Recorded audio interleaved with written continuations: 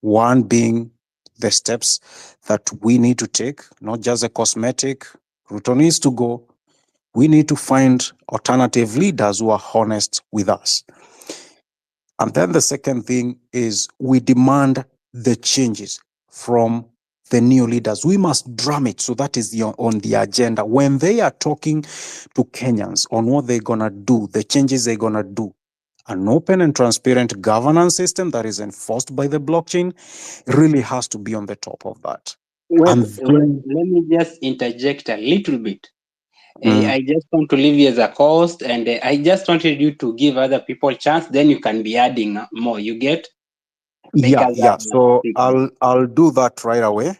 there is And also Mohammed. I'll seek a co-host because my phone might disconnect. Um, I think Boniface was with us before. So what I can do, can you add him as a co-host? If Boniface, can you co-host?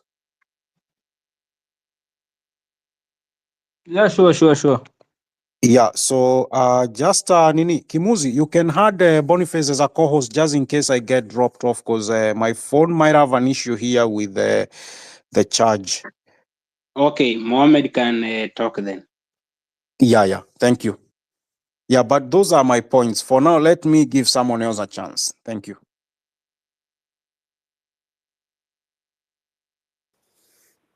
Hi guys, hi Kimuzi. I hope I'm audible enough.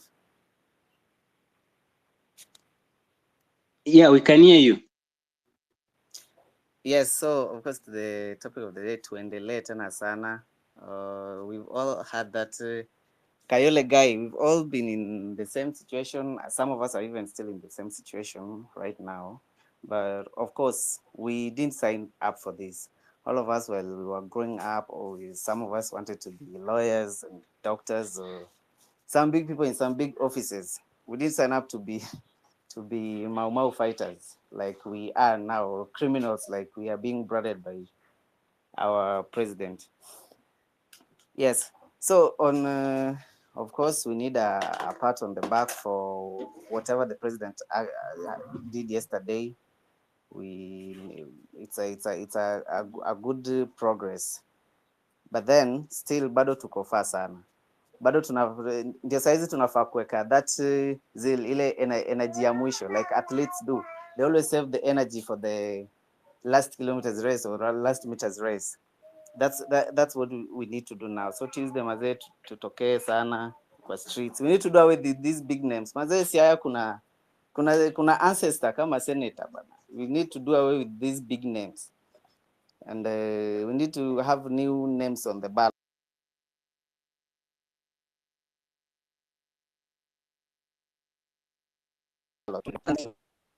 On it, but I just wanted to ask, how strong is it in terms of being broken into? Because we've always seen these people, they always bring new systems and they find a way to break into them, and I don't know, they do hacking and all that. And then another question is about easy offshore accounts.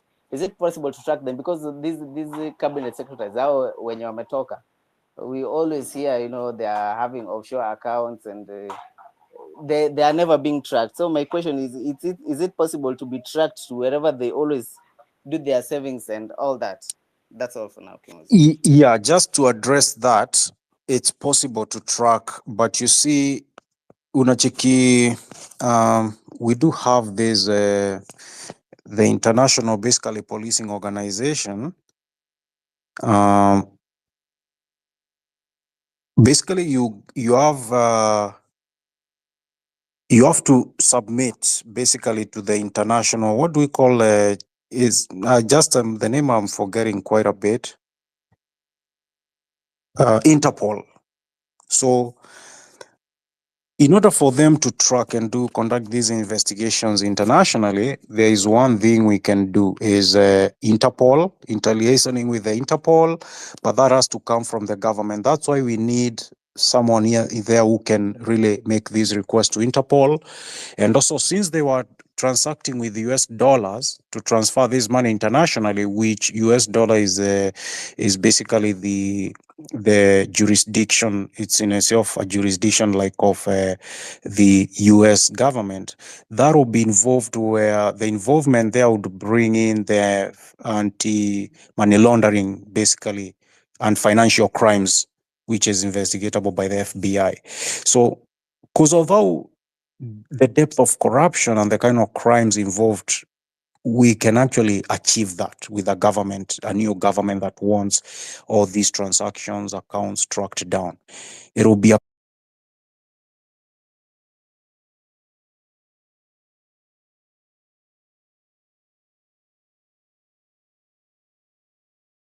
That is the main reason why you should step. That's done nothing to protect lives za watu. Sasa now that the CS are out, is the next person to blame. Yeah. No, And also, the next thing, I get it. I get the progression.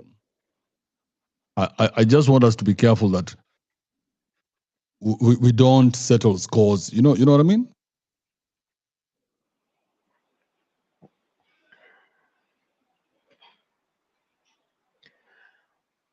whose scores are we settling? According to you? I just don't want us to settle scores, because sometimes a poster comes out or a messaging comes out, and now that messaging has to be pushed. And remember, there's a time everybody was being pushed to put a certain hashtag, and if you don't put that hashtag, we kill you. You know, Kibe, the whole revolution didn't start with it didn't start with all of us. It's someone mwenye alikam up an idea, and then the idea was ilikuwa married with to a lot of people, and that's how we came together tukaanza kuongea in one voice. So it has to start somewhere. So if someone can see aseme the Inspector General what has happened hivi na hivi, and then you see the same thing na mtu mwingine kumba alikuwa na the same idea, so that's how we come up together, tunasema now in one voice, this is what we want. So I don't feel like it's someone is pushing someone's agenda, more especially when we don't have a leader, when we don't like ni idea tu tunashare ideas. Sasa vile na share hapa kwa hii group niseme, according to me, naona huu Inspector General vitu zime happen mingi ajai toka out aseme kama sisi sasa the police force tumefanya hivi na hivi, au watu wenye wali misbehave wamekuwa held accountable. He is doing nothing. So okay, I feel he should leave. Okay, hold up. Anthony, do you want to add to this or take away from? Actually, morning, Kibe. I want to take away. Am I audible? Kibe, you can hear me? Yes, you are. Oh, okay. Now, Yes, you are. You see, kuna kitu most people are not understanding. Ruto is a genius at messaging. Kibe anajaribu kusema one very short thing. Every time ni kama kuna signal inaemitiwa, na sisi ni receivers. So we started, and I've been saying this, na cannot, let me just digress kidogo. If you tell Kimuzi a point, you'll never talk in his group. We started by saying, reconstitute IBC. We want an IBC that serves us. President akasema tuna reconstitute IBC. Yet no one is saying how we shall be represented in the new IBC that we want. You see, we agitated for IBC, but we are not talking about representation. You see, in every war, let me call this a war. When you gain ground, you leave foot soldiers so that they hold the fort for you. So tumegain ground ya IBC, but hakuna foot soldier tumeacha hapo. We want a new constitution. We want a new cabinet. Hey, cabinet has been dissolved. Unaona? By the time William Ruto was dissolving the cabinet, he had a new cabinet. Hiyo ndio kitu amurealize. Ruto is a master chess player. Us tunacheza kuna chess. What's the name of the other game? Draft. Hii tunachezanga na draft. Si tunacheza draft, Ruto anacheza chess. So now we've said we want a new cabinet. Ruto wakes up in the morning and says, by the way, thank you very much. You know, this cabinet, I was beholden to it because these guys funded my campaign. So the only way I'll get rid of them, Ruto is a master of something called the Machiavelli principle, my friends. The only way I'll get rid of this cabinet is to start an agitation outside myself. Outside myself. That I'll tell them, boss, ni watu, sio mimi. We cannot ban a country because of a cabinet. Now we are done, tumemalizana na cabinet. Do you know the next people Ruto wants to deal with? Is the IG. Na IG kwake ni mtu mdogo sana. But the next big fish is the constitution. Mtasema, we want governance. Let's focus on governance. Anta tushaanza kusema. But to repeal or to do away with governance, Ruto will need a referendum. Okay? So the next approach Ruto ataanza kusema ni, utasikia kina Kimuzi, sorry I'm mentioning them, wakisema, we want to talk with Ruto, we want him to come to the ground, atumfiki huko juu. So Ruto will start doing something ile alikuwa anafanya time ya campaign. Ataanza kuset tone ya kuitisha referendum. After that atasema, mnajua sikuweza kufanya kazi sababu nilikuwa nasikiza. Boss, we shall end up with a constitution with no term limit. We shall end up with a Vladimir Putin in this country. And that's exactly what Ruto is doing. Putin, Russia, akaanza kusema privatization of companies, public assets. It happened. Who ended up with those companies? His friends. Then akakuja akasema, I feel we are overrepresented. My friends, what Kibe is saying, na mshiki, wacha niongee na Kiswahili, kuna mtu wako mahali na Morse code. Anasema leo tunatoa Morse code ya, we want, what are we pushing for now? Unajua tunapush for so many things, I'm confused. Kuna mtu anatoa ka signal, then kuna watu wana amplify hiyo signal, then sisi tunaireceive, tunaifanya balbi wake. That is what Kibe is saying. Sijui kama niko clear. Ni kama marketing ya Coca-Cola na Safaricom. Ukishuka tu ndege hivi unaona Safaricom, Coca-Cola. So ukiingia Kenya, the first SIM card you look for is ya Safaricom, si Airtel. Boss, tunafanywa messaging na sisi tuna receive. That's what Kibe is saying in a nutshell. I yield. So Anthony, I'm sorry, but could I ask you a question? Kindly. Okay, I believe that that's an overthinking side of it. Okay, when you overthink about the whole thing, hiyo sasa ndo inakulead kufikiria so what do you suggest? Because me I feel like tukitoa sasa, now we are done with the CSS na hiyo kiburi yao yote. Now we want to clean the whole system. Now now that we've cleaned some hapo kwa topmost kwa CSS, tukuje kwa IG to clean the police force and everything, and now tukuje kwa county, and the county, Mariam, I heard you saying that we have more, tuko na counties more, which I feel like the counties are good. The only thing tunataka ni accountability and clarity, vile mali zinatumika kwa county. Maybe kitu kama tukue maybe na like a website county, mali everyone can be able to log in, anaona vile accounts za account ziko na what has been, pesa zimetolewa hapo, what that money is really doing. Tunaangalia kwa ground, if kama pesa imetolewa kwa county, kama county ime receive like 4 trillion, yani 4 billion imekuja kwa hiyo county, we can be able to see that account. Kila mtu anaweza kuwa anaona hiyo account vile iko. Kama kuna 100 million imetolewa na inaenda kutengeneza barabara, we can see that money has been deducted and this is what the money is going to do. Like when that kind of honesty yenye systems zikuwe zina work. Kama county imecollect pesa fulani, tunaangalia hapo, like any individual anaweza log in kwa county yake, anaangalia anasema, my county this month imecollect I have 200 million and this money ime add up kwa pesa yenye receive kutoka kwa government. So na this month county imetoa pesa fulani imelipa hawa watu, imelipa employees wake, alafu imetoa pesa fulani maybe 200 million imeenda kutengeneza kitu. So everyone can be able to see what's happening and where the money is going, and you can actually see hii pesa imetoka, this is the progress ya hii kitu inatengeneza. So I think that's what can happen to the counties. So counties haziko more, ni vile tu leadership na management and everything haiko clear kwa common mwananchi.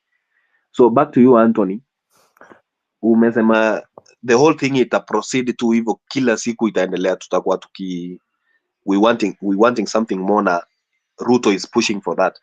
So what do you think is how does this end? And then Anthony, before you continue, I want to tell you that usipatie Ruto credit sana.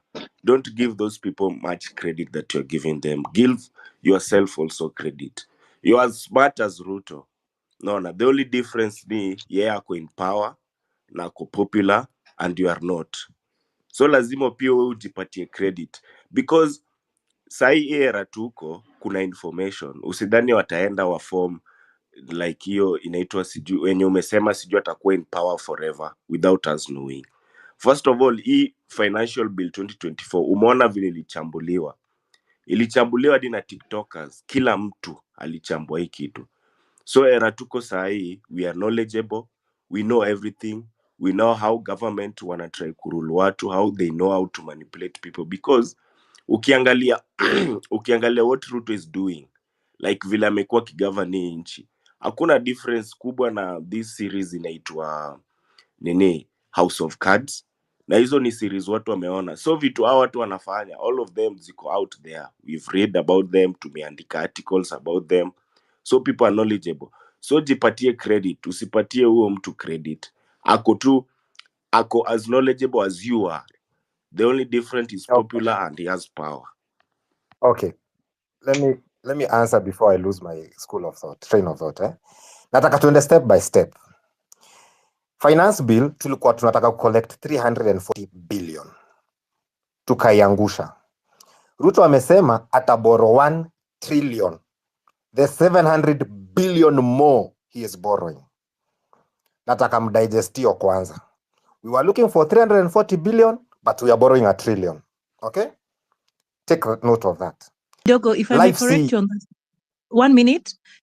He's borrowing that trillion because there's another amount on top of it that we now have to refinance a loan. So he has to borrow to refinance a loan that he actually paid.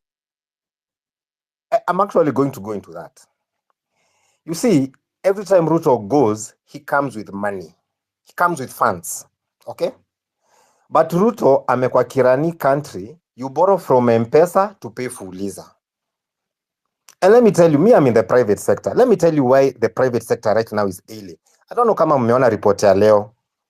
The manufacturing sector is number 1 in defaulting loans. Number 2 is SMEs. Do you know why? Because as we borrow money, we are not injecting it into the economy. Let me tell you, we can blame the past government for all it did. But anyone in business will tell you, even if we were borrowing 1 trillion to build a road, the fact that that road was being built, there was money in circulation. The fact that money was being stolen, there was some money in circulation. So businesses were able to borrow and pay. If there's a group of people right now who are hurting, it's manufacturers, followed by SMEs, people in business. Because we are unable to even sustain our businesses. Okay? Now, you said something about counties.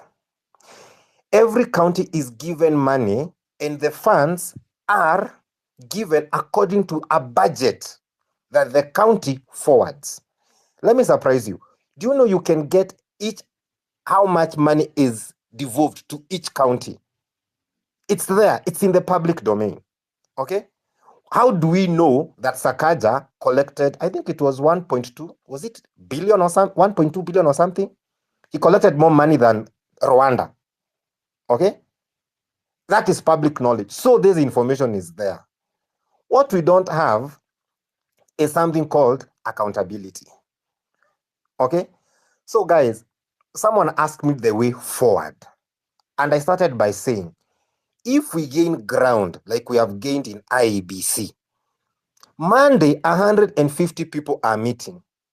50 was an allocation for the youth. Have you started to ask yourself, because the meeting has been set, the agenda is there, how are the 50 youth selected? What was the criteria? You see, the other 100, those are entities that are known. It is churches, it is LSK, those are bodies that have been there. The only body that wasn't there was the youth. We are this tuko disenfranchised. Hatunanga chama, tunasema kama kotu. So, hawa youth 50, nani aliwachagua? Na walimit aje wakaambiwa nyinyi ndio mnakuja juu wanajifinance kwenda huko Unajua, it doesn't mean 100 youth will come and kwa gate kutakuwa na wase wewe ingia 50. No. By the time Ruto was saying 150 people were meeting, he had them. That's what I'm trying to tell you guys. He had them. So what are we doing to say if today we are meeting, the IBC will start to be inaanza kureconstitute your Monday. So IBC tunataka tutakuwa aje kwa meza kusema we don't want this guy, because there's something we've shown. We've shown people that we can see corruption. We can say this person is not competent. So how sure are we the 50 youth who are meeting will represent our voice? That's number one. Number two, we've gained another ground, dissolution of the cabinet. And people will laugh when I tell you Ruto has a cabinet already. Now, this new cabinet that is going to be reconstituted, because we can't go more than 2 weeks without one. How do we say, how will our voices, sisi tulikuwa kwa street. How shall we say, Mr. Ruto, because you dissolved the cabinet, because we agitated for it, this is the cabinet we want. Don't forget, the youth don't vet the cabinet. The cabinet is vetted in parliament. So before that list leaves Ruto's office and gets to cabinet, how do we interrogate it and say, huyu Mr. President hapana? We have a country that we should hold. Hatuna haraka. Ministry bado zinaran. So that we get the cabinet right. What I'm saying is, as we gain ground, let's have people who sit and say, Mr. Ruto, as you constitute your cabinet, these were his words. I will meet broad-based. He said churches, but he said political parties. Did he mention the youth anywhere? He said, I will consult outward and inward. Did he say Gen Z anywhere? No. So how do we make ourselves be part of that conversation? That's what I'm saying. But you see, you can't, hata ukienda vita, you don't go and conquer a country all at once. You start with districts, provinces, like what Russia is doing to Ukraine. So hii ground tuna gain, tuna make sure aje to soldiers hapo ku represent ile kitu tunataka. I don't know whether I'm making sense. Kibe, sijui kama na make sense. Tuna gain ground, lakini hakuna mtu anacho hapo ku hold fort. You see, even when Rome was, when you are fighting, you gain ground, you leave some soldiers there. You gain ground, you leave some soldiers there, so that the enemy does not regroup in the ground you've gained. Who are we leaving in the grounds we have gained? And I'll finish by saying, remember, Monday, 150 people are meeting, 50 youths. Who was consulted in the selection of the 50 youth? Nobody.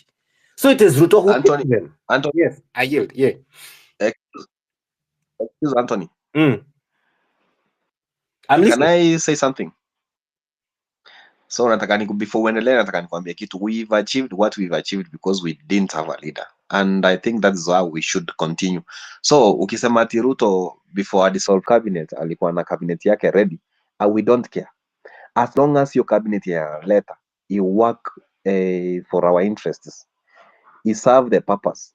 I have no problem Ruto kuleta hata Charlene Ruto amwege kwa ministry ya defense ama ministry ya roads, lakini tuone barabara zikitengenezwa, tuone vitu zikihappen, we will not have any problem.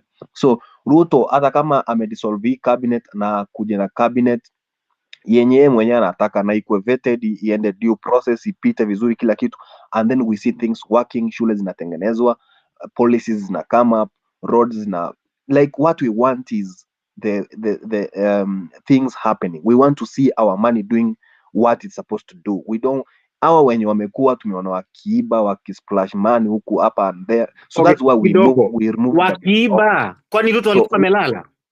wakikosa kujenga barabara Ruto alikuwa amelala. You know, hizo ndo vitu hatujiulizi. Ruto has a yeah, even sasa akikuja na watu wenye pia like okay, of course there is a due process yenye inafuatwa, si ati anachagua tu like kuja tu. So wakifuata the due process, wapite kwa parliament, wakwe approved kila kitu, mtu awekwe place anataka, and they don't work because now we are still there and we are faceless, we are leaderless, we are tukikuwa na the moment tuna have leader hivi ati tumetuma the same person you are demonstrating against to select what he wants. Then why are we in the streets? We will strike, barua. even Let's send him an email. I mean, come on. It takes 100 we years, must be fighting for a cause. And that yeah, and the cause we are fighting for is here. Sasa like whatever we've been fighting for, kila kitu yenye tunasema imekuwa happen. Tulisema tutaki finance bill ikaanguka. Wewe sema ati ilianguka because Ruto yeye mwenyewe alikuwa anaipush ipite. You know what? So at least tumeachieve something. Tunafaa credit we've achieved something. I'm not disputing, and I'm saying we've gained ground. What I'm simply trying to tell you is, as you gain ground, make use of the ground you've gained. You can't say we gain ground, then we say, now, after we gain it, let him do what he wants. No. The ground we've gained must count. I am sure you, mister, you can tell a minister who can perform. Okay? If the minister you fired was Kidogo, if the minister you fired was elected by Ruto alone, okay? I'm simply trying to tell you, mister, that the minister that now is coming as the second minister, I want your say to be there. I want you and Ruto to sit down, your voice and Ruto's voice, your minds to sit there and say, Mr. Ruto, this is the minister you've proposed, yes. I feel this person is better. We want to know how did, that's what I'm asking, guys. We are about to elect a new IEBC. Do you know kwa nini kila time IEBC inakuanga na shida at the end of an election? Because the biggest contributor of the IEBC is the current government. It's the party in power, followed by the opposition. Okay? So we are saying, as you constitute this new IEBC, hatutaki half of the IEBC saying we are announcing the election and half is saying no. We want an election that will not be contested. Hatutaki watu wanze kutupa viti kule Bomas kwaya ikiimba. Tunasema tunataka IEBC ko hivi. Do you know, let me surprise you, my Mr. good friend, kuna position mbili what you are public. Okay? Just 2 seats. What are you doing to make sure a youth is in that seat? You see, what we are agitating for is representation ya wase young. Okay? So mimi how make sense kwangu ukiniambia tuna gain ground, then Ruto afanye Kenya anataka ama Gavi ifanye Kenya inataka. Then situmwandikia email bro. Tunaenda kuandamana kwa nini? Situmake tu tisho na banners. Asome Kenya tunataka. Anthony, actually, Anthony, both of you make sense. Both of you make sense. Ni vile tu I'm agreeing to one thing. But whatever Shua is saying, whatever you are saying, whatever makes sense. Ukikonka mali lazima uache representation, unaona. But the thing is, right now we don't have a leader. Hakuna mse like tutachukua tumweke pale atu represent, unaona. It's like, I'll give you an example, a simple example, a home example. Ukileta maid kijani, you don't have to, as long as ushaeka CCTV pale, bring anyone. Kitu anafanya, you'll watch it and you'll call out it, na utamvuta job ama utamfanyia kitu. So kitu Shua pia nasema, as long as tumelay ground there, tumeshaambia Gava, tushaambia Ruto, unless Ruto is someone who doesn't learn, ndo ata repeat your mistake. But kama ni mse amelan, ametusikiza, anajua sahi wenye ata elect, lazima wako wana deliver. Because truly speaking, we cannot like, we sahi ukujiu uambiwe, okay, ebu provide mtu akue cabinet. You can't. Yeye ndo government, yeye ndo anajua watu wataserve. But it's upon him now to see that Kenyans are watching, and whoever he picks should serve our interest, no matter the cost.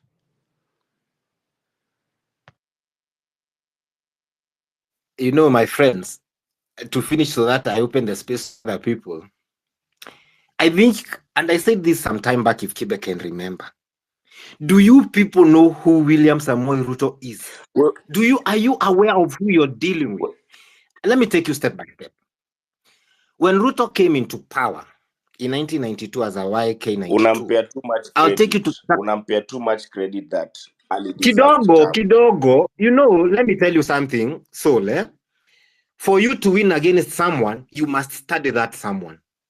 Usijidanganye utaenda kupigana na mse. Let me ask you, do you know why people study a fighter before they fight them? So that you know how to fight them. Okay? Otherwise, you keep on losing. I'm giving him credit for one thing. The guy is sharp. Okay? I'm telling you, we have 2 years left. We are paying taxes to the bone. Mimi ninafanya biashara, paying taxes to the bone. We are not even trying to grow our businesses anymore. We are trying to sustain them to see collapse. So sijui, and I don't want to cast any aspersions, but some of us don't have the privilege to sema huyu mbocho wangu nitamwangalia na CCTV. Huyu mbocho wangu nitamwambia ugali yangu hupikwa hivi, sukuma yangu hupikwa hivi, nyama yangu hupikwa hivi, nyumba yangu huoshwa hivi. Because pia sina hiyo type ya kukanikitafuta mbochi. You know what you're saying is we give him the credit that he will bring good people. The guy already brought the most incompetent cabinet in this country's history. So you are saying now that he has learned, nigga has a PhD. Okay? He's the most educated president. Second, unajua ni Africa ni president wangapi wako na PhD? I think ni wawili. Yeye ni mmoja wao. Okay? So you are telling me I give him the benefit of doubt hata ametusikia. Unasahau kitu moja. Umse alisema akitafuta hii job alikuwa anajua Kenya na kamkudu. So you are saying tumpe chance. Sahi amelan, hakuwa amelan before. Amelan andike cabinet poa.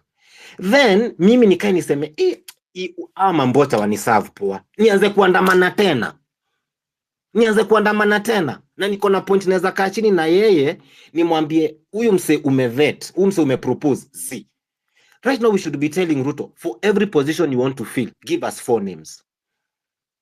The same unasemanga wase wa nominate members wa IBC. Tunataka hiyo kirende ukaa chini na nominate IBC, hiyo kirende ukaa chini na nominate judges, hiyo kirende ukaa chini ina nominate important things.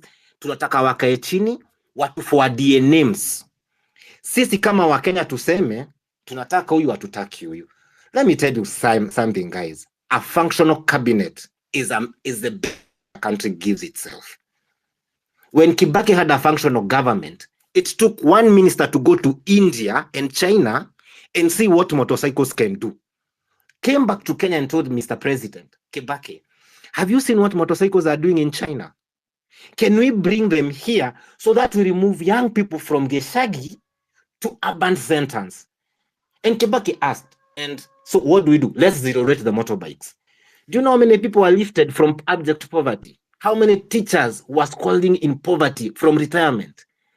Another minister told Kibaki, watu wanakufa na chang'aa.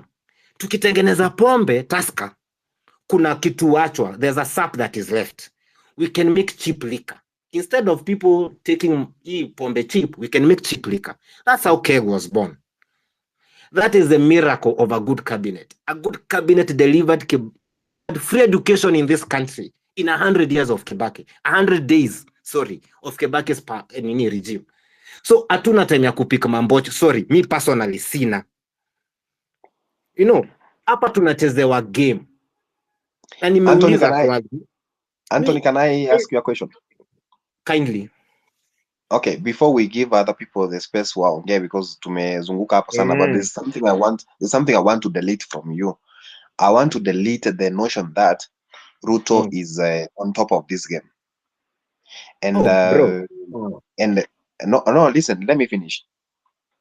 We have this guy cornered, and the reason why we have him cornered is because we don't have a leader. We are speaking in one voice, like all the Kenyans tunamwangalia hivi, tunamwambia this is what we want, all of us. The moment tunachukua watu kadhaa waenda hapo kwa hiyo table, ati sasa wana represent Gen Z, waende kuongea ati this is what we want, this is the CS we want you to appoint. Unajua hakuna mtu ako so expensive huwezi mnunua. Atanunua wase wote hivyo, alafu sasa aseme now this guy will be speaking on your behalf and they have agreed, kama hivi alikuwa ameanza na Raila ati sasa we have agreed this the moment tunaanza kuapia conversation as we have agreed, let him go and choose whoever he wants to choose. Akiwachusa wase watakuja hapa sisi wote tunawaangalia vile wanafanya kazi. Nacheka you've just agreed with me. Everyone, Ruto knows everyone can be bought, and you just said he's not on top of this game. He is not. The fact that you know everyone can be bought, he also knows. Give me a moment. The fact that you know us being leaderless is working for him and against us, he also knows. We are playing that he's playing chess. Both at us don't get tena. I'm done. Did I offend you? Because I think we are having you agreed with me. You agreed with me. You didn't offend me.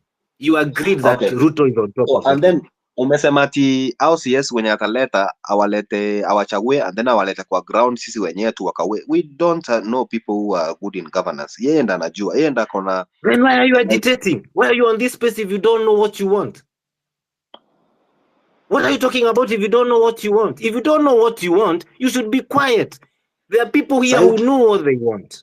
Sasa ukiambia ulete mse anaweza kuwa CS wa agriculture. Unaweza? Of course. Just take me to JKUAT where we have lecturers who lecture in agriculture. Modern agricultural technology. Niuliza kama nataka CS wa health. You want to ask me another question? I want to ask you. You want someone who can serve you in ICT? Kindly. And don't give me the president's job. So what do you want? Because I'm picking his minister. You personally, as Anthony, what do you want? I want a very simple thing. I want us to get a structure. We are gaining ground. We are leaving the ground bare. We are back to zero again. Who is us? So what are we doing? Who is us? Us. It is you in this space. Me in this space. No, but what are you doing? If we can agree. Apart from your job, whatever you do to make money for you, what are you doing? Apart from speaking. Oh, let me tell you something. Let me tell you what I'm doing. I'm in Kirinyaga County right now. Okay?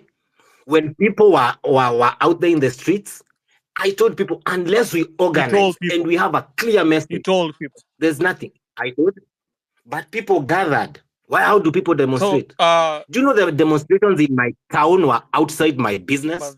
Right there on tarmac? Anthony, do you have a business? Not one. Two. You have businesses. And your business, according to you, are being affected by the current Ruto governance, right?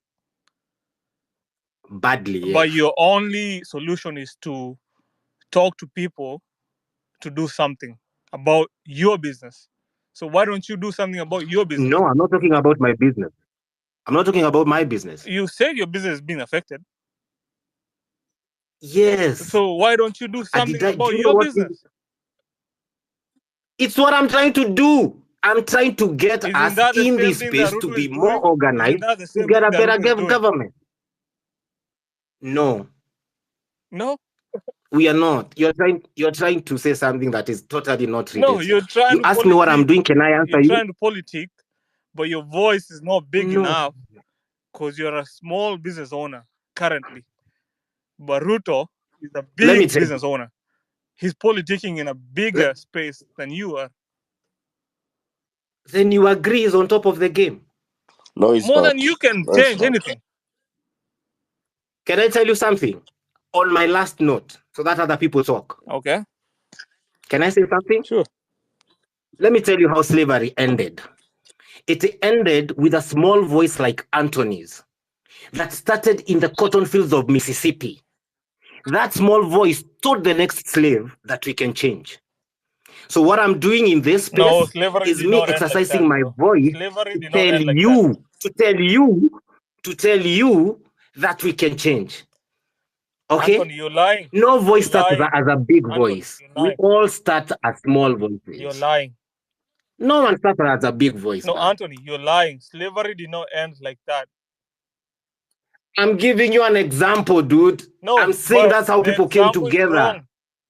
So your whole concept is Sawa, get wrong. a correct Your one. whole concept is wrong. Give me the correct one, please. Slavery ended by people fighting, dying, because they had to And how do did they start something fighting? that for them they How were did they start benefiting. fighting? Did they first of all talk amongst each other No, and form the groups of people how they will who fight? formed the groups were benefiting from forming groups. I'm asking, let's leave. Just tell me, how did the slave agree we are going to fight? No, slavery did not end by How slaves did coming they? together. I'm asking you a I'm question. telling How you. did the slaves agree they needed to fight? No, but I'm telling you, slavery did not end by slaves. I've heard you. Now answer me. How did the slaves agree they need to fight? The slaves did not agree to fight. That's what I'm telling you. They did So how not did fight. they fight? Let me tell you. How did Rosa Parks Rosa Parks was part of an organization. Malcolm X, Martin Luther King? Martin Luther King was a person. You know what? I don't think you know what you're saying. Everything starts with a small voice. Nothing starts with a big voice. No, but what I'm There'll telling always you, be a bigger voice than a is small voice. if you have a business, and your business is Let's big, remove my business. no. Let's talk about Kenya right now. You know, you are bringing this down to me. I'm not the problem. You are the problem. How? You're a business owner in Kenya. You know what? No.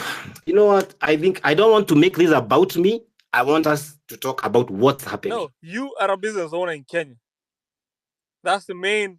Jimmy, save us. It's not about me. Anthony, hold up. Let me save all of us from Jimmy. Deliver us from Jimmy. God damn it. Shit. Please. Jimmy can have you running, chasing your tail for a whole hour. And I thought you'd overpower him, but Jimmy's weasel nature is still very strong. I think his mama is still residing in his head. Linux Odiambo, help us, Buan. Good morning, everyone. One thing, I need us to breathe. Anthony, breathe. The finance, breathe.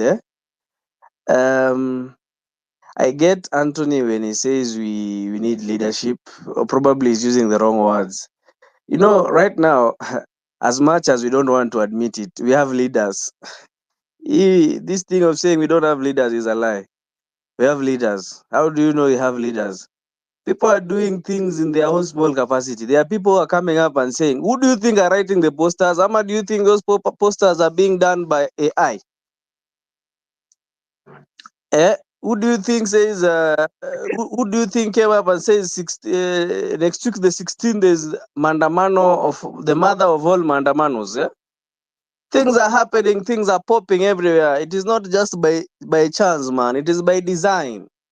So this thing of people saying that we don't have leaders, we don't want leaders, is a lie, man. There is leadership, and it is only that the leadership has not shown a face, like the way Andrew Kibe ameweka pichake kwa profile the moment I am in. They start asking for advice, and sometimes they ask for advice from the wrong people, and the wrong people give them the wrong advice, and they end up losing the woman. So one thing for sure is that we are in a moment, and let us be real. No one thought we are going to get to this moment whereby you are telling the president things are being demanded from the president, and the president is an ati amri. The president was, let me say, and I'm saying this with a lot of conviction, that the president was in a very difficult space, and right now is managing to remove himself from that difficult space. How is he managing? He's looking for ideas, so that, remember, no president wants to be one-term president. He wants a second term, and he has 3 years. So in these 3 years, he must work. He must put himself in a position whereby he must work. He must deliver something that will make it possible for him to get the next term, or he must put himself in a place whereby he's going to be able to get the next term. So stop this argument about, we are leaderless, we are partyless. Yes, I'm sure probably we are partyless, but leadership is there, my friends. Leadership is there. It's only that they have not removed their heads. And let us now breathe and start thinking this thing strategically. The other day when Kibe was hosting a space, Professor Kivuda Kibwana mentioned something. He said during their time, people are doing things from their own capacities, and he didn't say that they were leaders, even him, but they were leaders. People are doing things in their small capacities. So let us denounce this thing of they are no leaders. They are there. It's only that also us as young people, as Kenyans, and as Kibe puts it sometimes, we don't want to be very political. We don't want to involve ourselves. We are giving out ideas that we should do this, we should go to county, we should go to police, but we don't want to get political. You are saying, you are sticking there saying, oh, we should do this, and you don't want to come out and say, ingia chama fulani ama mimi nataka form chama fulani so that we take the next move. And my message is always from now is going to be, let's take the next move, my friends. Let's occupy the spaces which will offer us the political. What mambo ya kukaa hapo kusema ideas. When you start saying you have ideas, it's like we are whining. Let us stop whining. Tukae, we think strategically. The president is not going to be in this space every day. He's trying to remove himself from this space. This difficult position. This thing is just sitting somewhere in State House and saying, majamaa wamenishinda. What do I do next? Now I need to involve them to come and choose the next CSS. No, this guy is exploring different outcomes and different solutions to remove himself from this position that he is in right now. So Kenyans, we better get up and be political. Get up and participate in politics.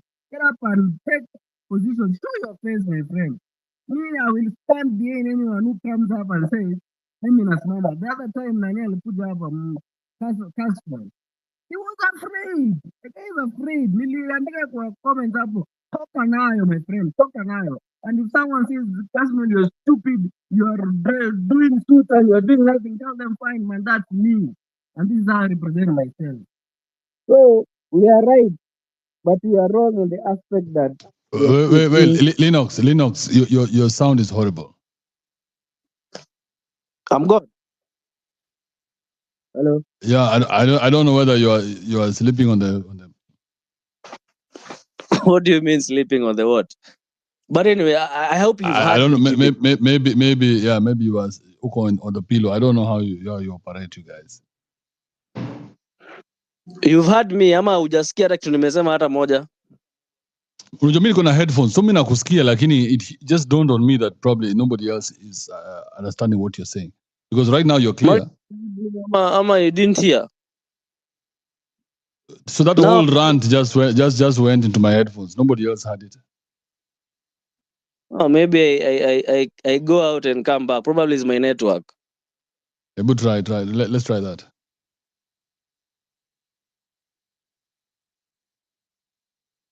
Hiyo rant yote mimi nimeisikia kivyangu, lakini unajua ni kama vitu na ni rare. So labda nilikuwa niko zangu pia mimi. Lotus Protas, unasemaje? Niko fiti sana Kebe. Mimi ni mkaaji wa Bodarage, though currently Nairobi. So I've been observing how things are unfolding. And one thing I've realized is that most of those who started the war are coiling out because they are bit sympathizers, because maybe they are coming from families who at one point supported William Ruto's government or so. But what the question Kenyans should be asking themselves, who of which politician or any local leader right now are we proud of? Are we proud of any PS who is working in the current government? Are we proud of IG Koome? Are we proud of anybody who has been left in this administration, including Ruto himself? The fact that he has dissolved the cabinet means that he has a failed government. And if he has a failed government, we the people deserve a better government. So we should not lean down and say, oh, Now we can have leaders also. The movement of being leaderless, fearless, and tribeless is what has made Ruto to cow out. And we are saying that it is high time we press for two key issues. The whole parliament is rotten. That is one. The whole system of governance is rotten. Now, how do we handle this? There are only two ways out. One is Ruto to go very quick and appoint IBC, constitute IBC for us. Let them just constitute IBC. Then after constituting the IBC, we push for new elections. We recall MPs. We get new leadership into place, and through MPs we can get this man by the name Ruto impeached. Now, so the demonstrations, or rather our communication now, should be concentrated on two things: Ruto going and IBC being constituted, because those two key pillars are the ones that will get us IG Koome out of the way. Because Wait. Your path is very complicated. So, yeah. So your path has you wanting Ruto out, but Ruto is one who's going to help you reconstitute all these bodies. Now, my path is we constitute IBC, because through IBC is where the best avenue to get Ruto out. You know. Okay. Maybe I'm too logical for this shit. Mariam, just what are you seeing? Because you started laughing earlier than me. No, you're actually right, because I was curious to know who chooses these officials in ABC. You know, guys need to ask themselves that question. But before that, and I'm sorry, this is going to be a little bit off, but it's a question to him. I've had very many people saying that they want to send the MPs home. What's the reason behind this? I've not understood it all this time. Okay, for MPs, of course, there have been most of them have misappropriated the CDF fundings. Most of them have corruption cases, unless your MP has no record of corruption. So, are they any different from the governors? Okay, matters governors are not. They can only be dealt with at a county level, but at the national level, you can deal with MPs and the president. Okay. So maybe you need to respond to Kibe regarding this IBC. What is the process of reconstituting IBC?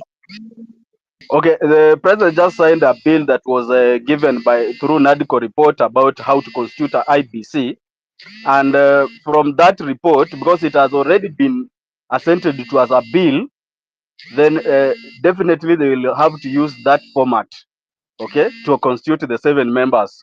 So that is the most essential bit. Once we have IBC in place, anything else can be smooth. What's the process of picking these commissioners? Would you know? So, okay, picking commissioners, of course, there will be there's parameters they are put in place, because we have one member to come from my LSK. There are members from political parties, and so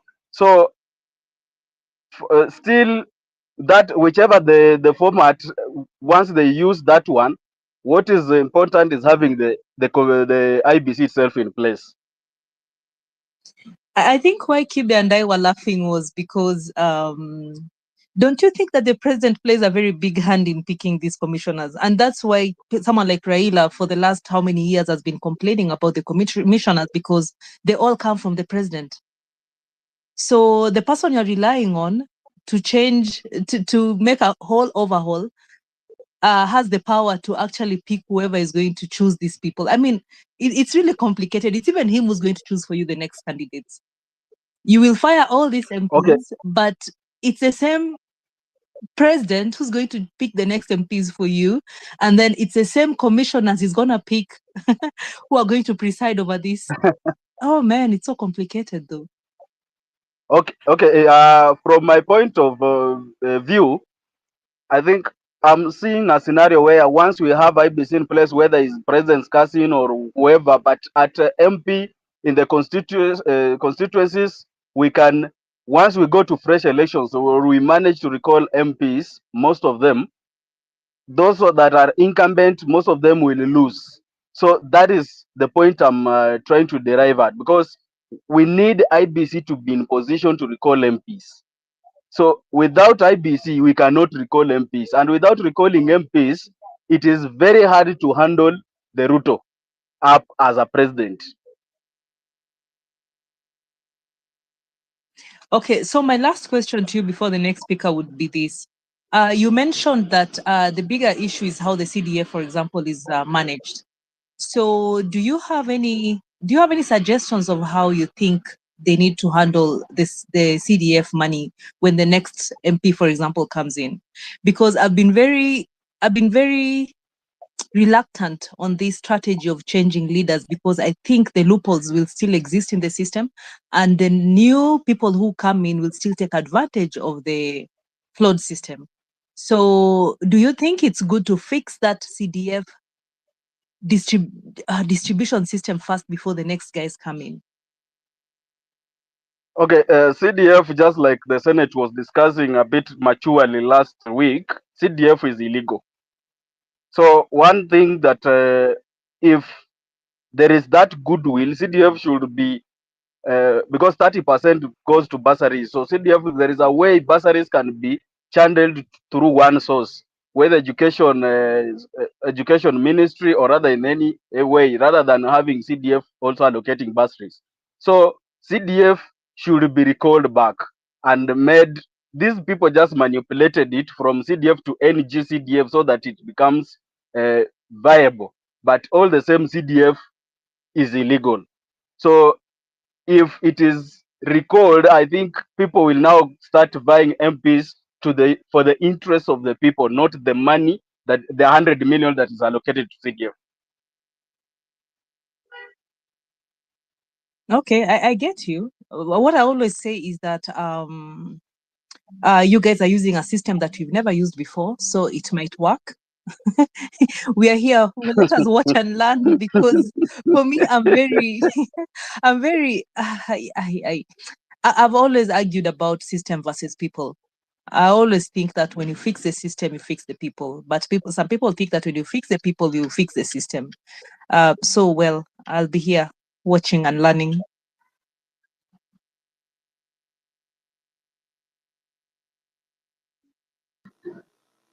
That's okay.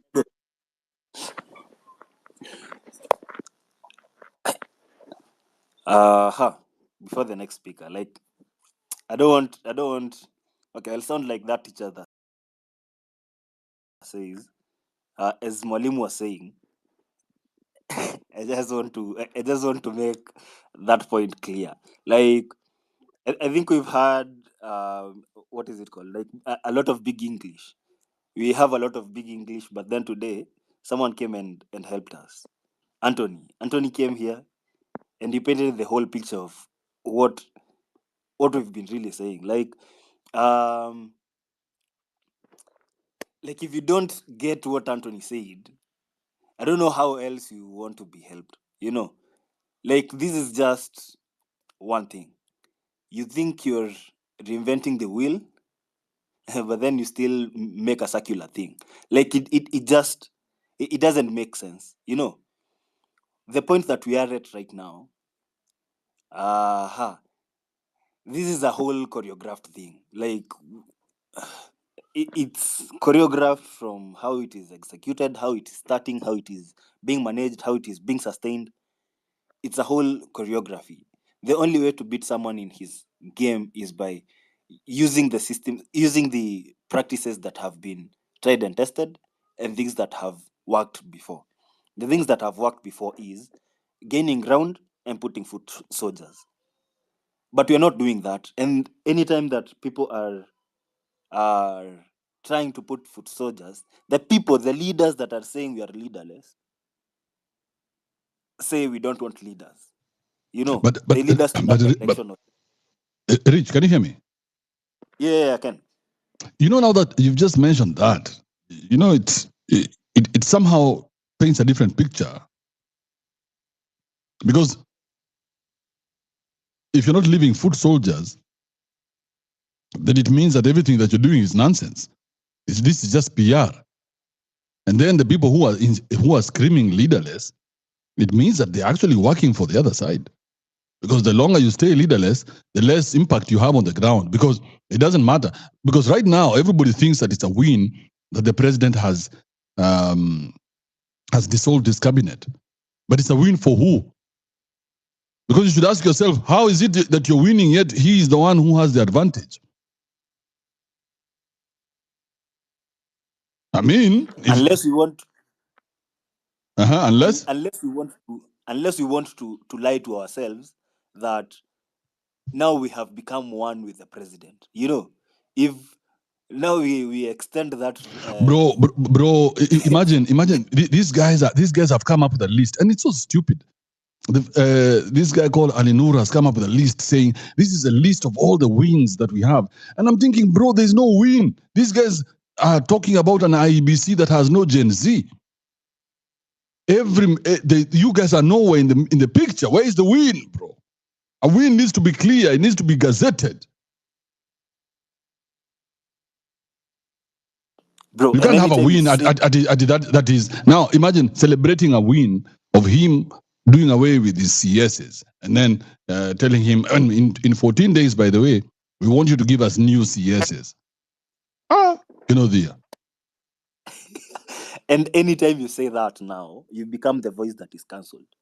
100%. Because nobody wants. Because give me your because first. Because my thought is, if the only way for us to kill this antelope is being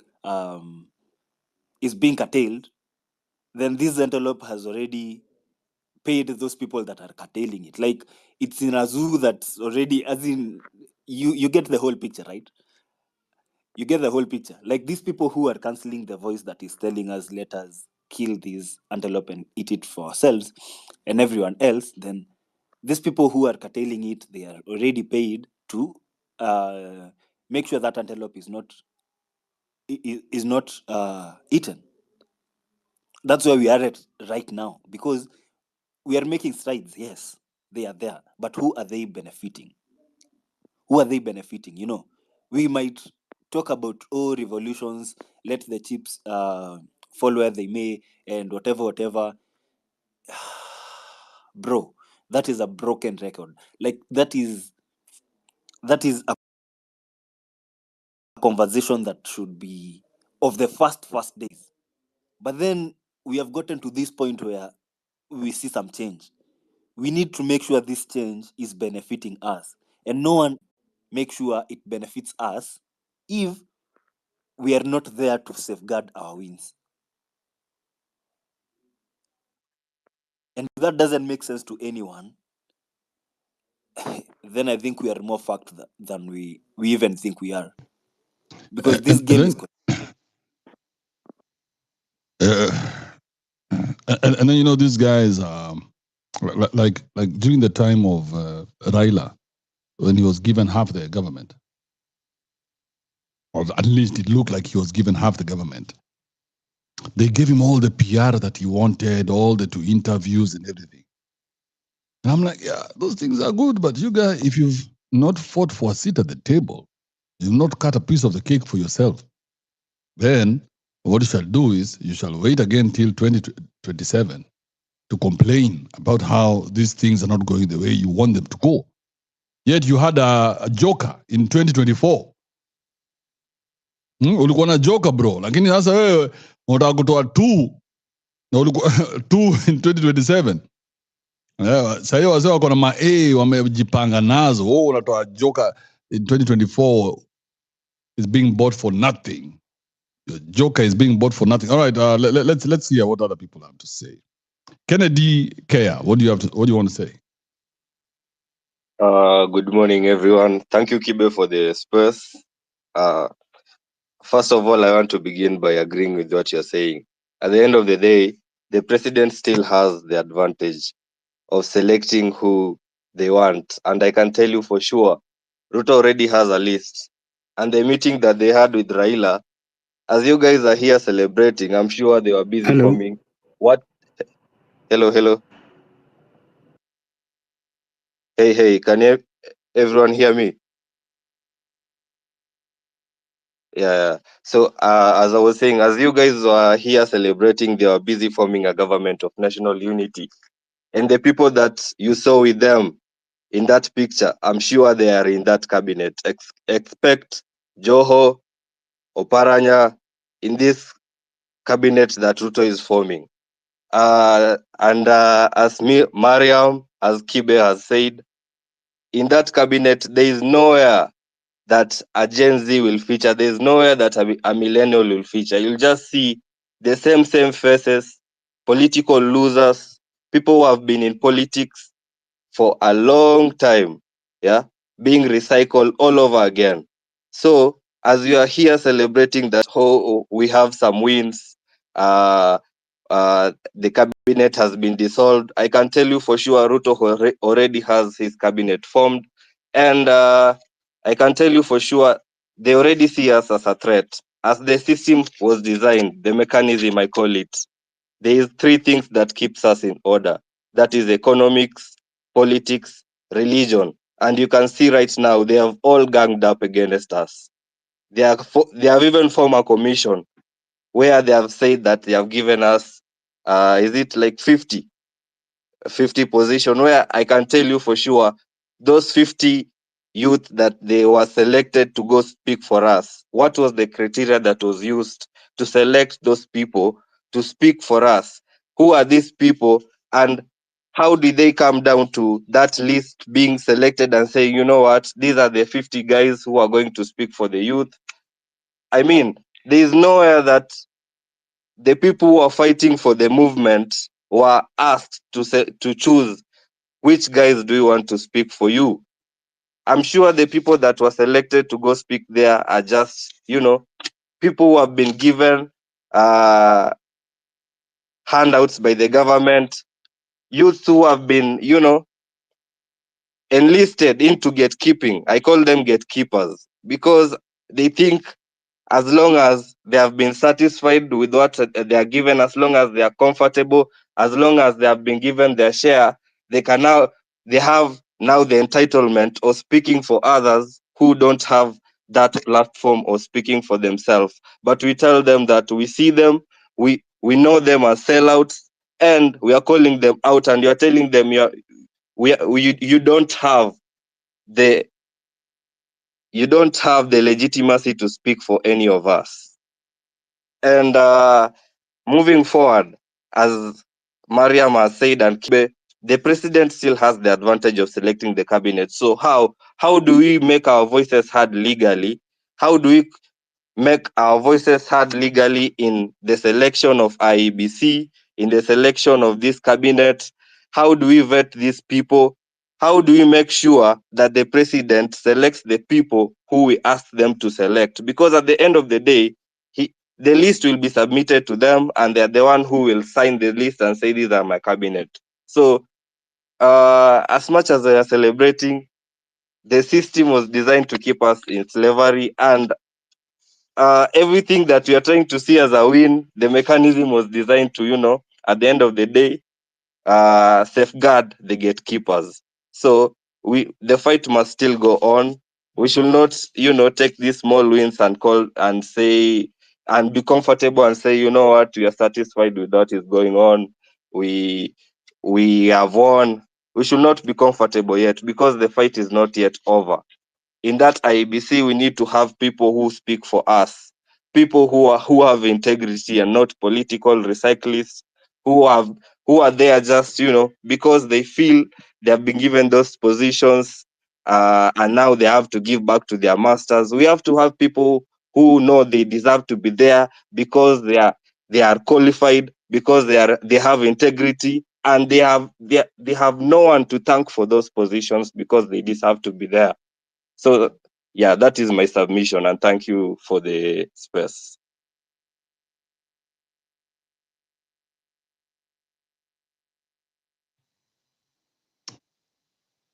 Who was that? That was Kennedy, right? Yes. Yeah, Kennedy. I don't want to be the guy who says I told you so, but I've been saying this thing for such a long time that I sound like there are people who know, if you know, I've been screaming from the rooftop. But thank you for putting it that way, Kennedy. Appreciate that. Who else do we have here? Anthony, before we go to Santino. Anthony, what do you want to say? Kibe, I am also very happy that you saw this coming. I want to tell guys one thing. Do you know how institutions, bodies are formed?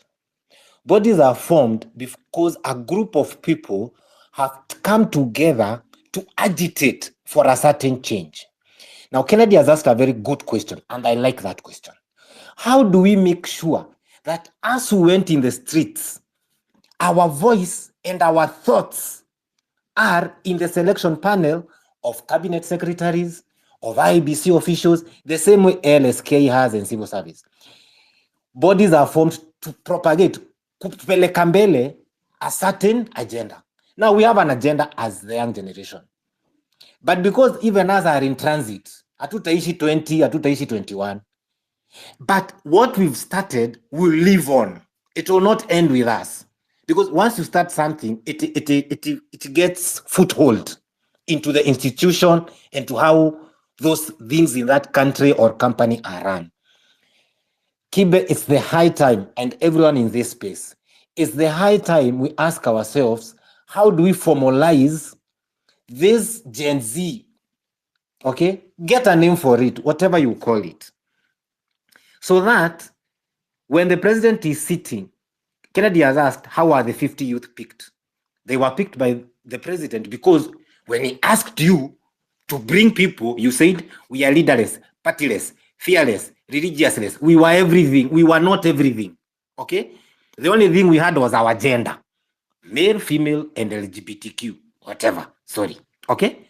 So, let's start talking about solutions. Is it the high time, Kibe and the rest, everyone in this space, we say, guys, we don't want to be left like the Mau Mau in the forest. Okay? Sometimes to fight a system, Kibe, you need to learn that system. And I want to mention slavery again. People who were slaves knew they can't beat the white man in hand-to-hand combat or in a battlefield. They understood the only way to win against him and to fight against him was to educate their children.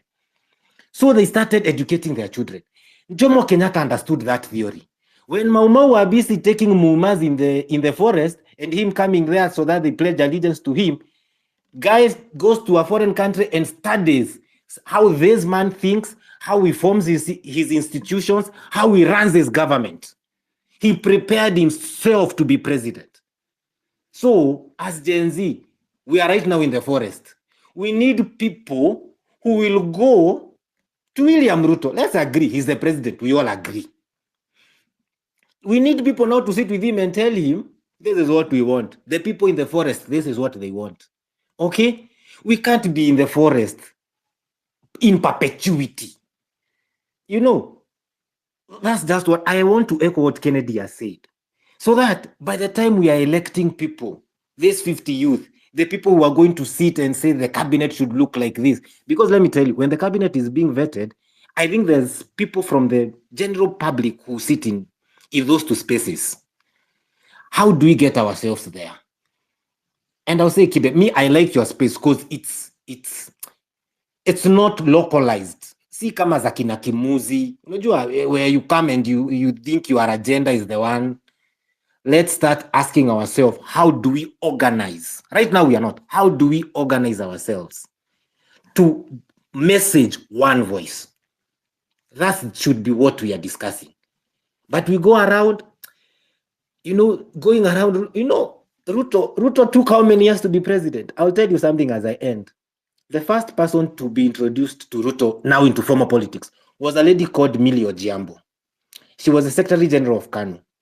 She said, when Ruto came into my office in 1992, the moment I finished talking to him, I knew he will be president one day.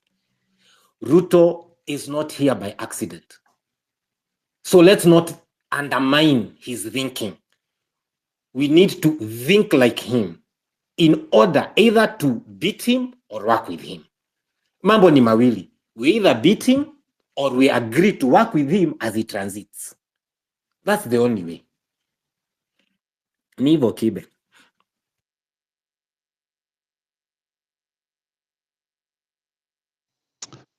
All right. All right. Wachira, are you here? Thank you, Anthony, for that message. Amepeana message yake mzuri sana.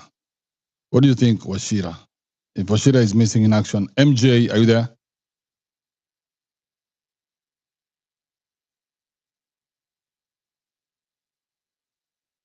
All right, MJ is missing as well. Bring a guy called Chebukati. So is it that binary? Is it either you? Because if you think about it, let's take a second and think about it. If you think about it, there's a lot of sabotage going on within the movement. And then, the thing about this movement is that the people who have been tasked with the bringing people together are the same ones who are being paid to push hashtags. These are billboards. These are guys who've been paid, who are normally paid to push hashtags. It doesn't matter what hashtag you come up with today. As long as uko na pesa, unamlipa, yeye ana push hashtag kwa hiyo page yake. Alafu huyu ndio mtu mwekea revolution, mkamwekea revolution kwa miguu yake, mkamwambia haya tupeleke pale na tupeleka. Msi wa kulipwa.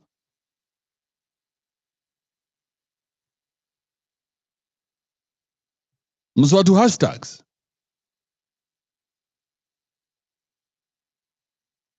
These are what we call the KO, these Twitter assassins. Twitter assassins kazi yao ni ku-assassinate anything. Au pewa tu, au ambiwa ndio, huyu ndio tuna-assassinate leo. Anasema sawa, script ni gani ndio hii. They never do the investigation. They never find out anything beyond what they are given. And all they do is just put up that shit on their billboard. And these are the guys now who are busy telling you what to do. Bro, these guys are used to putting up posters without knowing what the poster says.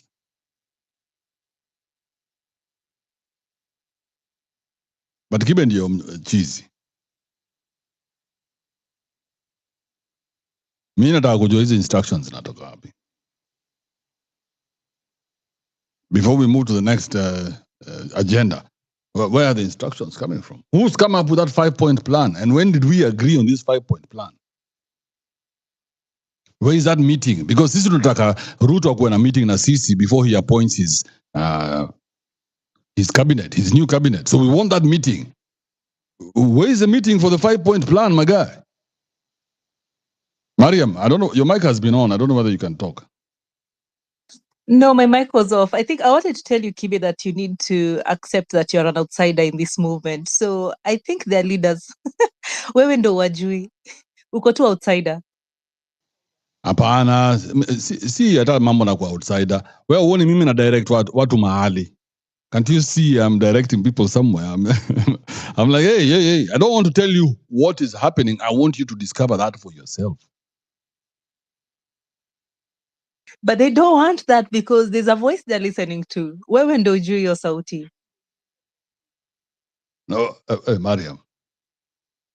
Mariam, ujaona game ama nini wewe? You see right now, if you say anything that is true, they're all going to come for you. And that's why even right now, they're going to start countering these spaces with their own spaces.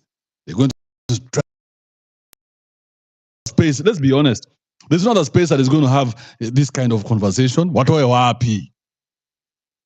They are never going to have this kind of conversation. Anyway, those are echo chambers. That's where people go sit and talk for hours about one thing. And if you dare go against the host,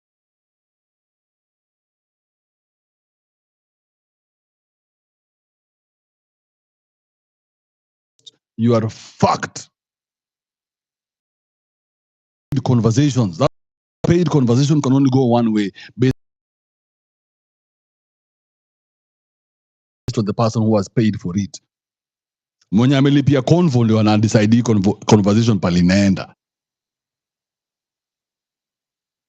Na hawa sasa kama wamezoea kulipwa kupush hashtag kumaanisha anaweza lipwa kupush conversation.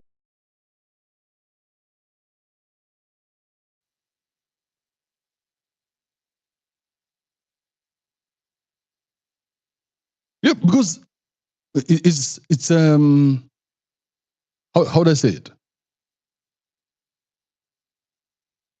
I always seem to be the outsider. I always seem to be the guy who doesn't is not part of the movement. Same thing with COVID. I was like, hey, how come I've not gotten the memo? Which hospital am I supposed to go to? Which chair am I supposed to sit in? And who's doing the video? Who's editing?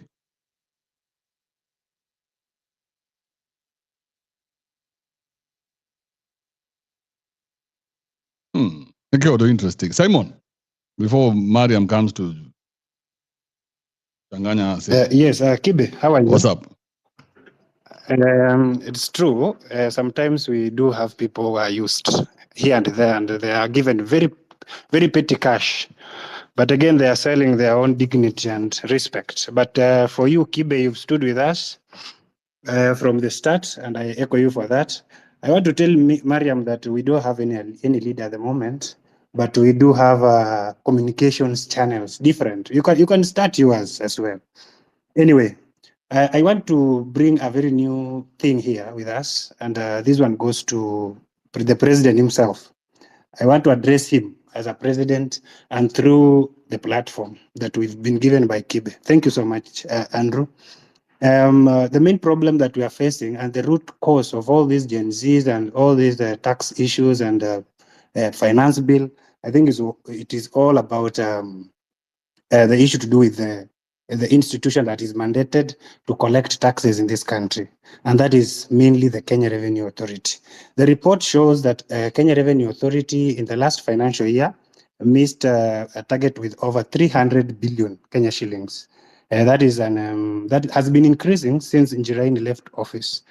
And what I can say is that the finance bill was supposed to bring on board a tax base of 346 billion.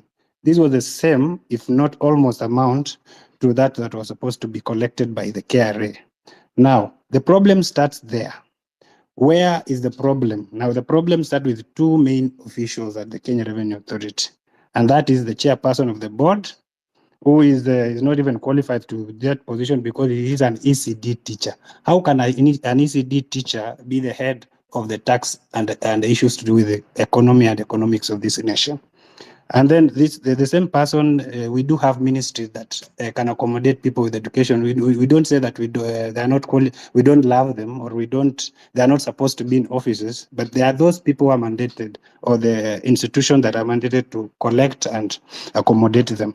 Now, how are we sure that our taxes are being taken care of? If the same person who is the chairperson of the board of Kenya Revenue Authority is the same person who was the chairperson of the elections at the UDA, dismissed yesterday, paid taxes from them. Then this one comes in as a result that we do have issues to do with integrity, even among those ones in parastatals. We need now to narrow down to parastatals, and then we have to talk about it. Now, the Commissioner General is another incompetent person because he has never appeared in any television explaining anything to do with taxes. If there is any,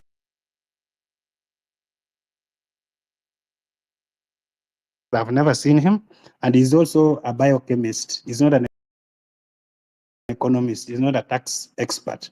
Where and how is he going to manage this nation's taxes? If the finance bill came in, he has never explained, he has never done anything.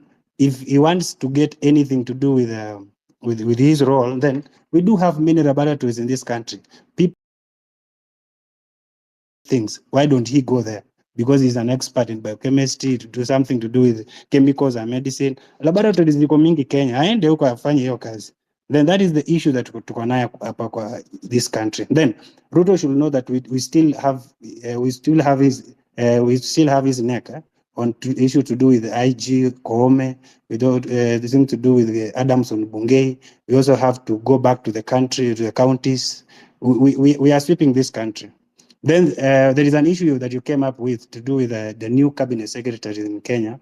Then I feel like we have a list that is circulating through the media. I think it was read yesterday by the Citizen TV.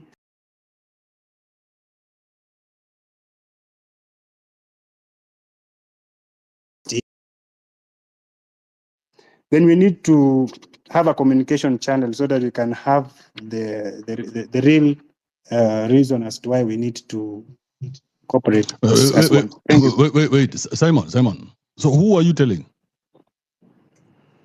Anybody who feels like is part and parcel of Gen Z and millennials, including you. I'm giving you an information that you didn't have.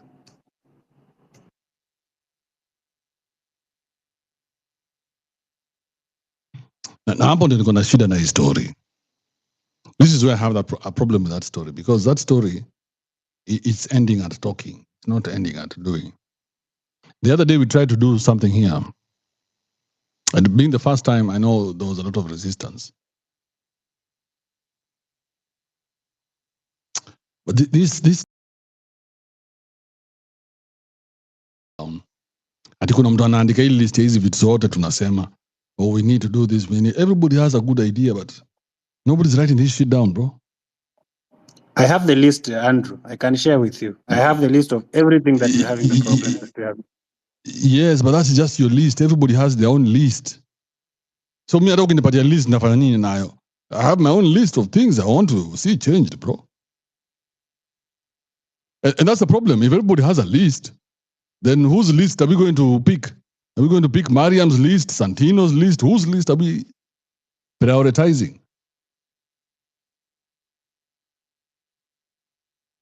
Anyway, Skunk Kevin. Thank you, Simon. Okay, thank you, Andrew.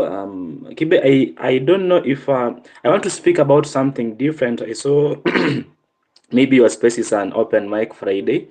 I don't know if it's proper to come in with maybe just something different, or I would not. I'm not really ready to really contribute to what you're currently discussing about.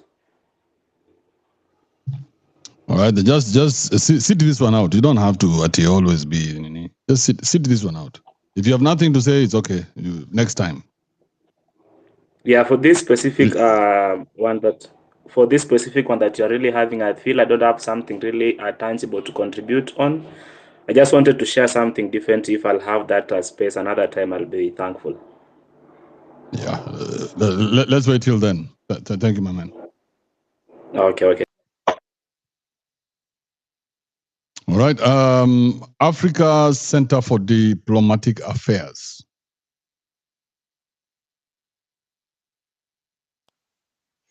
Well, thank you very much, Kibe, for this space.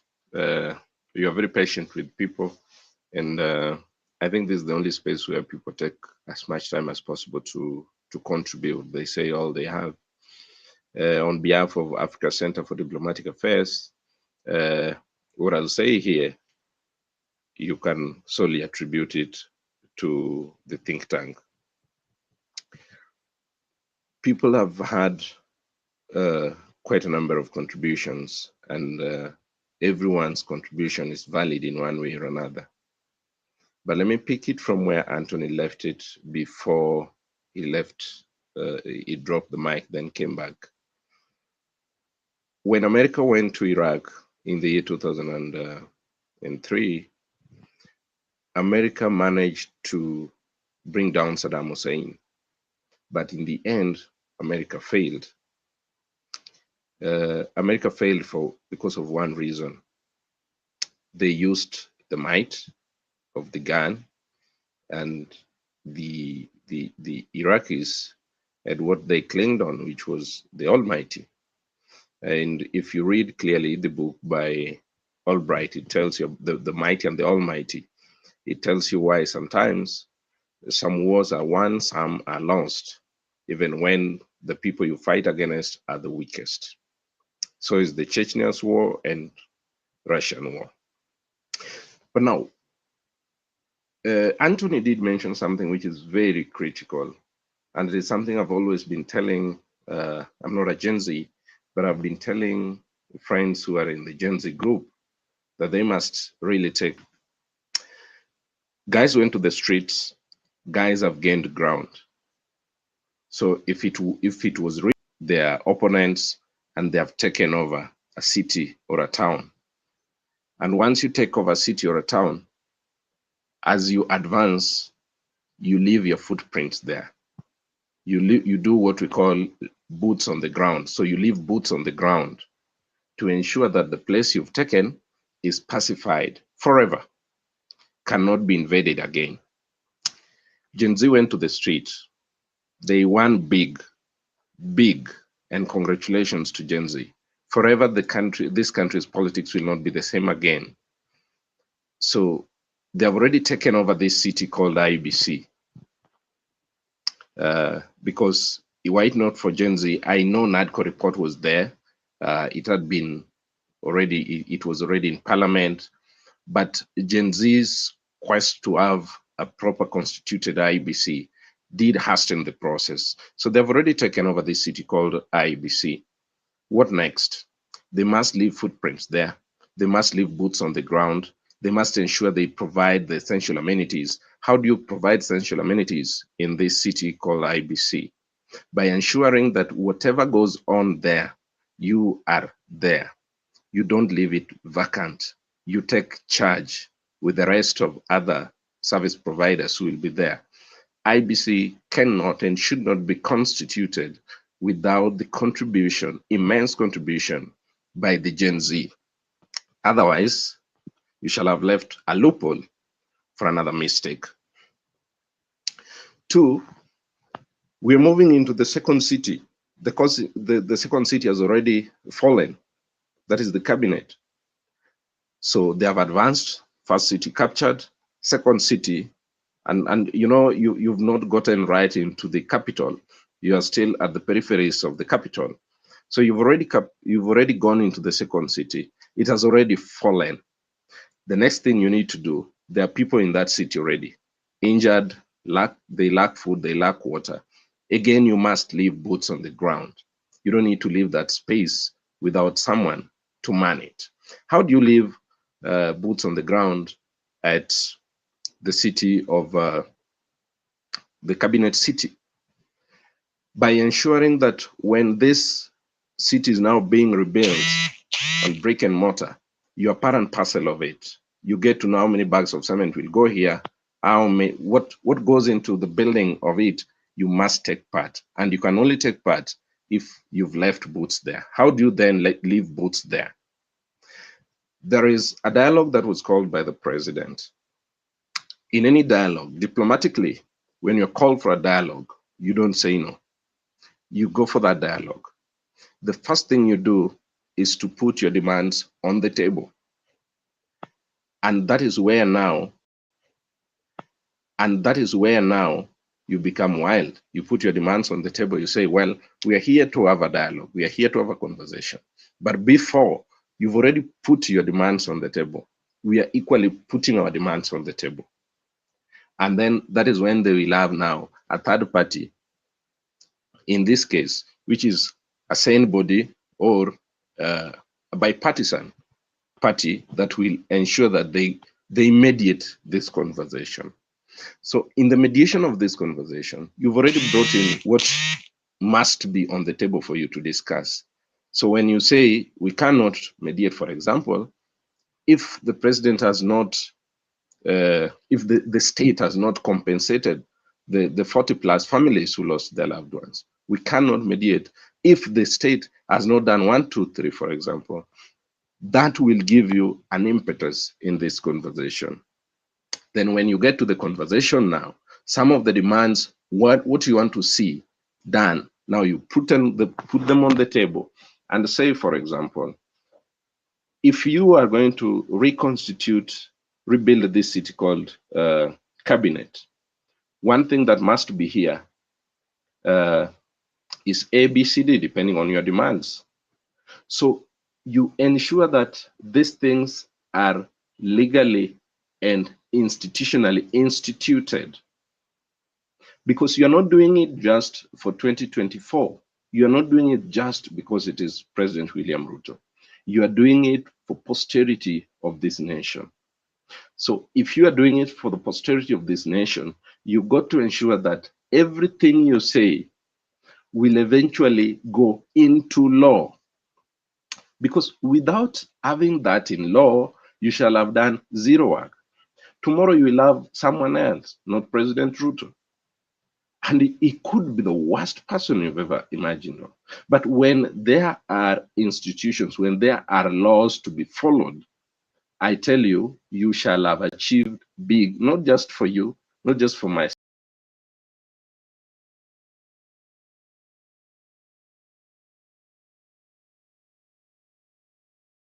myself, but for generations to come.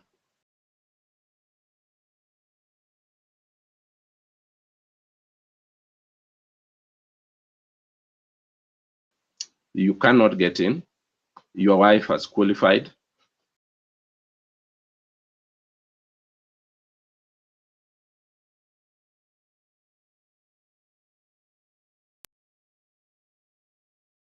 Told the senator then,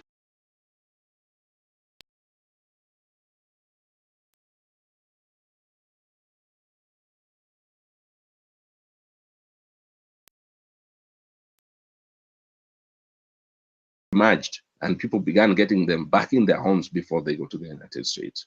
What am I saying in essence? If we do things for the sake of now, this country, the Gen Zs are going to transform this nation forever. But if we do them with posterity in mind, we got to get it right. I want us to look at something here. We are just looking at the cabinet, the government. You all saw what happened when those who had been nominated as ambassadors, high commissioners, consular generals were being interviewed in parliament. Was it not an embarrassment if someone who is going to be a consular general cannot just define what a GDP is? These are people going to represent our nation abroad. Therefore, do we have laws to do this? And this is the problem I have with young people in this nation. I've approached more than 3 members of parliament who are in their prime ages as young people with proposals to change, to amend laws. I dare say that the Foreign Service Act 2021 was my idea. I gave it to Jeremiah Kioni, who messed it up when he took it to parliament through Katole Metito then, who was the chair for defense, intelligence and foreign relations. But these young people, when you approach them with things that can transform the nation for posterity, they are not keen about them. I think, I'm not saying, and I'm not accusing anyone, but I think they could be so sensitive to things that give them money, quick money. So what we must do as a nation now, do not allow people who are not in the streets, and to the Gen Zs and millennials who took to the streets, do not allow people who are not in the streets to go to the conversation table to talk on your behalf. Because when they are doing that, they do not know, they have not through of the intent of that, the intent of demonstration to ensure that they bring the right thing on the table.